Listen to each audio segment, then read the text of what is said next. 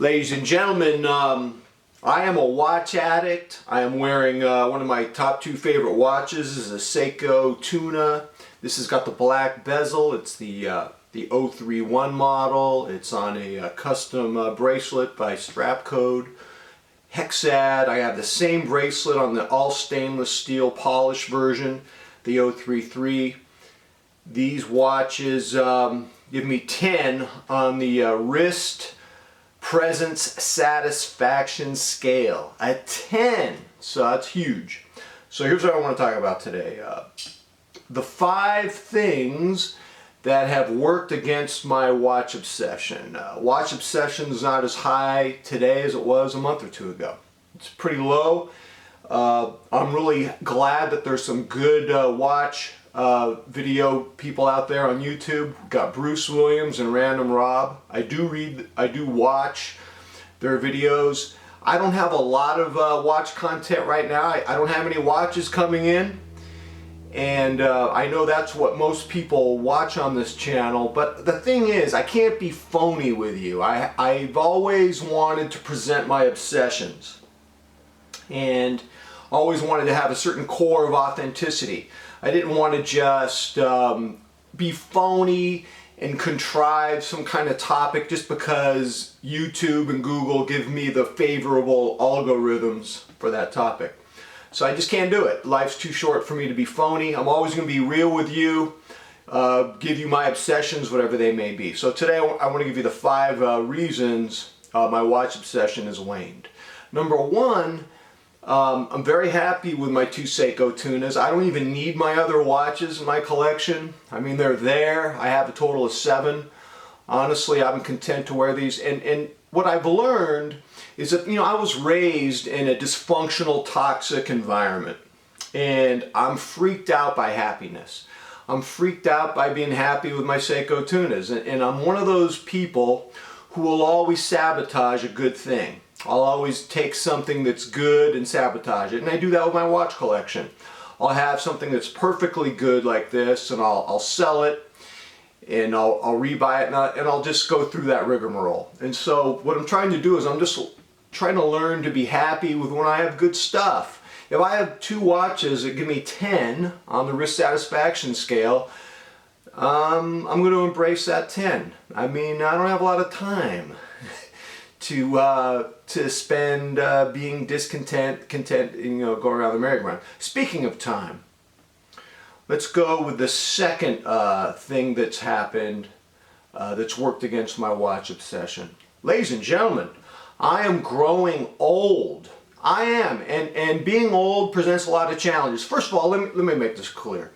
Life is precious. Life is a gift. I'm not going to sit around here and complain that I'm old. I mean, I remember Muhammad Ali said when he was talking about his own aging process, hey, look, dude, the only other option is being dead. So, look, man, I'm going to embrace life. I'm going to be grateful for the time that I have here. I just want to tell you, being old is challenging. Here's how I feel about being old. I'll be 58 in October of this year. I feel like a giant bowl of potato salad that's been left out too long. It's been out of the refrigerator too long at the party, and people just kind of politely pass me by and they go straight for the chocolate chip cookies because you do not want that. But that's how it. I mean, that's how it feels. And what I'm trying to say is I got to work harder now to be relevant. And I don't know. Am I vain? Why in the heck do I care about being relevant? I don't know. Well, in terms of my professional stuff, I'm a college instructor and I have to be relevant with my students, and that's harder than ever. They only get 5 hours sleep a night. The job market's tighter for them than it's ever been. The cost of education's really high for them.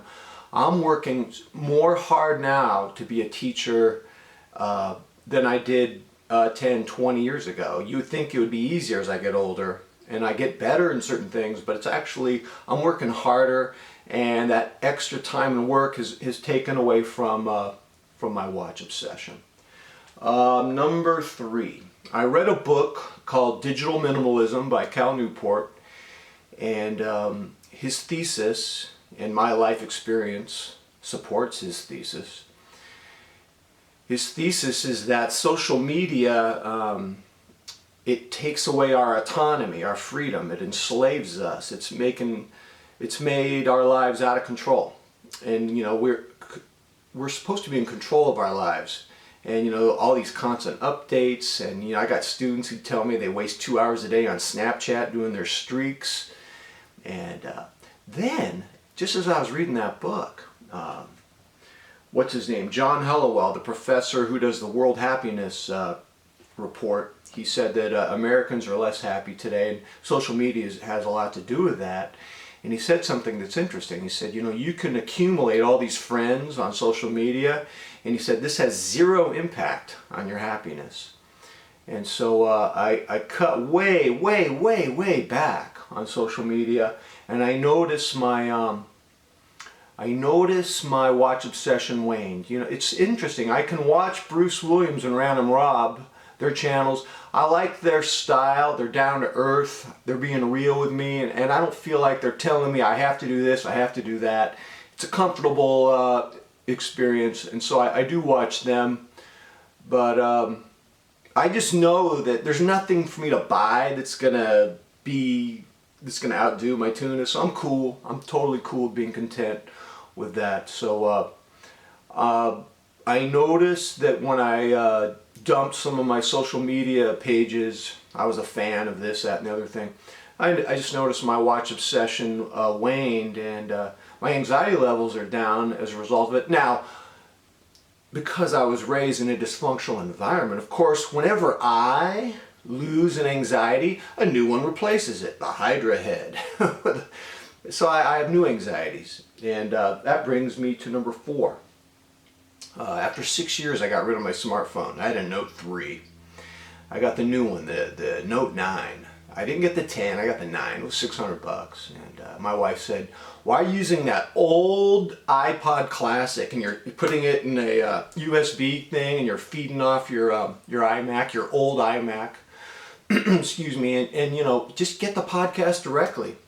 So, I did some research. I've been on this thing called Pocket Cast, and it's in beta form, so the learning curve is pretty long, and I've been obsessed with that. And the thing is, you may not know this about me, I've been listening to podcasts obsessively for over a decade. I'm not some new dude to this thing.